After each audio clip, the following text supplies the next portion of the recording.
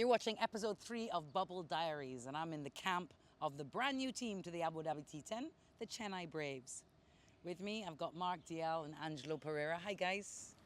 Thanks for having a chat. Hi, Alex. It's always a pleasure. I guess let's start actually with some team news because we're into the tournament now, and you guys have been unlucky. You've set 3 good scores and not managed to get over the line.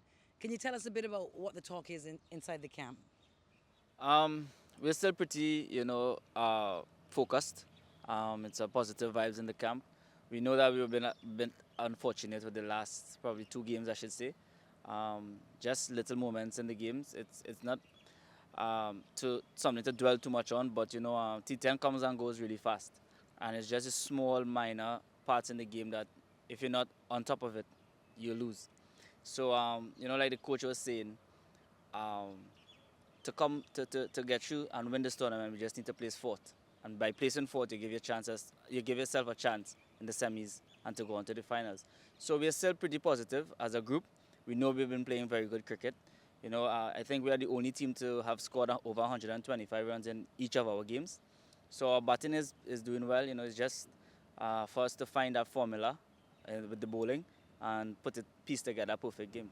Yeah, interesting. That is so true. Angelo, you guys are under Dougie Brown and Ian Bell. Can you tell me something about the coaching staff? Did you know these guys, and what are your impressions? No, it's the first time I met them, but it's been a really good few days because we've been talking not only about cricket but many aspects, because you can't when it comes to T10 cricket, you can't be thinking a lot about just punching every ball, but it's about not only muscling it, it's also hitting the gaps. So we've been talking a bit more than just muscling the ball, and it's helping.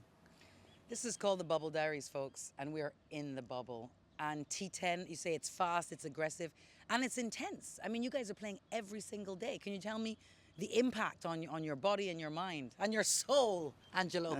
And to be honest, we just thought it was going to be 10 days of just 10 over cricket, but it's a lot more tiring than that. 10 overs in 45 minutes, and you're running a lot as well sometimes, running here and there on the field. So it's a bit more intense and tiring than I thought, to be honest. Yeah. What about you, Mark DL? You like to be in the field. You're all very busy in the field. I share the same sentiments because, I was thinking, accustomed to T20 and 50 over. Although it's my second season, it's my first real opportunity getting involved in the games. And, I thought it might just be 10 overs and I'm done with it, but it's pretty demanding on the body. I think we have 5 games in 5 days. We have 1 day rest and another 5. So, rest is very important, and I must say, like, it took me by surprise because I wasn't expecting it to be so strenuous on the body. But like I told you a couple nights ago, we are all professionals. So, we still have to find a way in which to get the job done. Yeah, boy, and you guys have got a job to do now. Let's just talk about you as cricketers. When I was thinking about coming to chat with you all today, it occurred to me something. I'm obsessed with left hand, right hand. I'm a golfer, and I'm very right hand dominant, which is bad for the golf swing.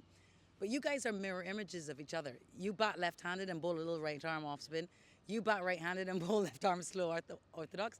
Can you tell me about how you determined what your better sides are? And do you write with your left hand, for example? No. So basically, I guess it's something that you picked up naturally from young. So it's not that you would tell yourself, well, okay, I want to do this. And I know when I was growing up, my dad was my role model, and he was a cricketer, and he was a left-hand bat. So, and after him, it was to me, regarded as the best batsman in the world, Brian Charles Lara. He looks like Darren Brown. Yeah, sorry. Brian Lara. So, for me, those were the 2 guys that I always looked up to, so I always wanted to bat left-hand. So, that could probably be one of the contributing factors. But, no, I guess it's just what you picked up from young.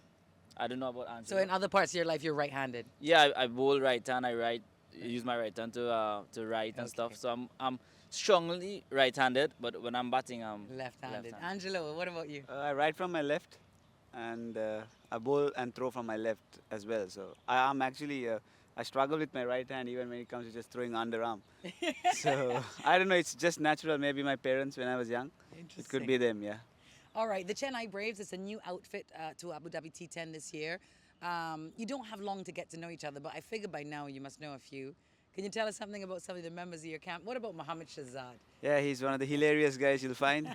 and it's good to know each other, and it's good to meet new people.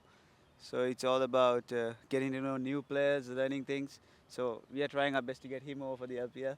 So Oh, hopefully good. things work out, and it's good to have a few locals as well. So sharing a meal, just having a good random chat about how things are, changes so many things. Yeah. Yeah, cricket, our game, because there's so much cultural exchange. Mark DL, you're one of the rising talents out of the Caribbean.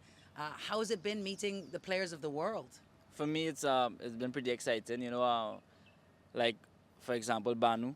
I've been spending a lot of time talking to him and even our skipper because I like power is not much of their game. A lot of the even Angie, you know, their game is centered around timing and gaps and stuff similar to mine.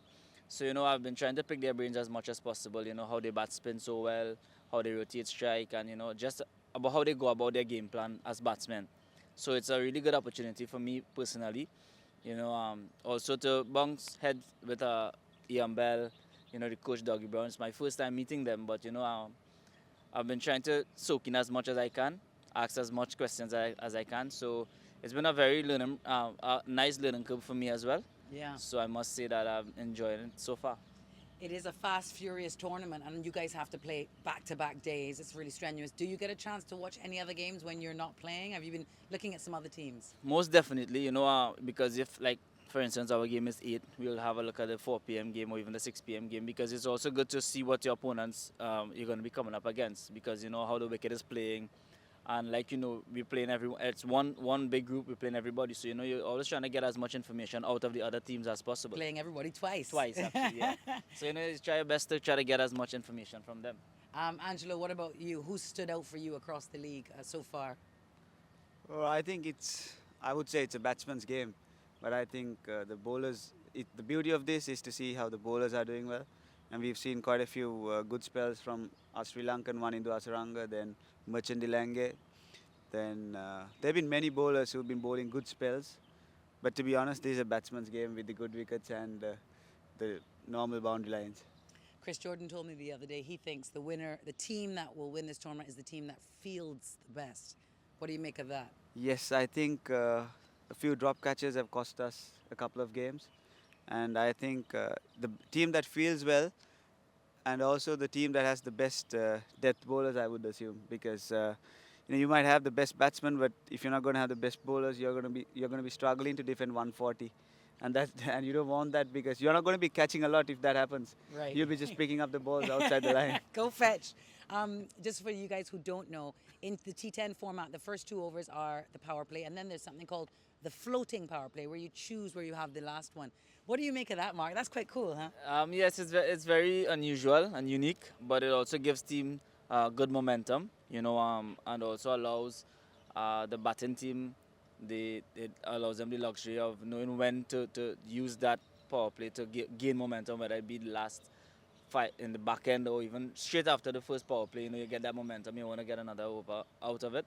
So it's pretty interesting, but like you see, everything is evolving in the world these days. Yes. So cricket especially, we started with Test cricket, 50 overs, T20 now T10. Yeah. So you have to stay up with the times. Yes. Yes. Up to the times. Okay, last question. Don't want to keep you guys too long. Dustin Chanaka. I love him. He's your captain. What do you know about him? For the little that I've spent with him, he's a very nice human being. He's a lot of fun. He's always laughing. As a captain, it's good to have someone like that, especially when you haven't won any game as yet, and they were close games, but we still weren't on the winning side. Yeah. He's very calm, and he still has that positive mindset, positive energy about him. And I think as a young player and as a player who's now coming into this format, it's very welcoming to see that you can look at your captain and see that he's not very despondent. Right. He's still up. He stands up as a leader, and you can see it as well. Even when we're under pressure in the field, he's the guy taking the ball to bowl for you, and that says a lot about a character. Yeah, he is an impressive character. We spoke to him for Cricket's Fastest 3. He's really competitive. Angelo, you should know more about him, your countrymate. Yes, he's quite a calm guy, and also the good thing about him is you could always reach out to him anytime you want, and it's not only for the local players, it's for all the guys.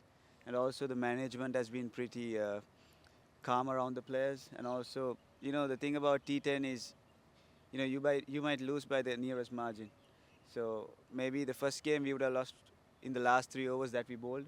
Second game the fielding cost us. Yesterday again just 1 over would have cost us the game. Yeah. So it's about not showing emotions on the field as well, and Dasun is very good at that. He's pretty calm around the lads. Even with the national team, we've seen a big difference since he took over. Mm. So that's a big thing, and I think he'll be a good leader in the years to come, and I wish him all the very best. Nice. Angelo, Mark, character, courage. It's why you're called the Braves. Thank you so much for chatting with me today. No problem. Thanks for having us.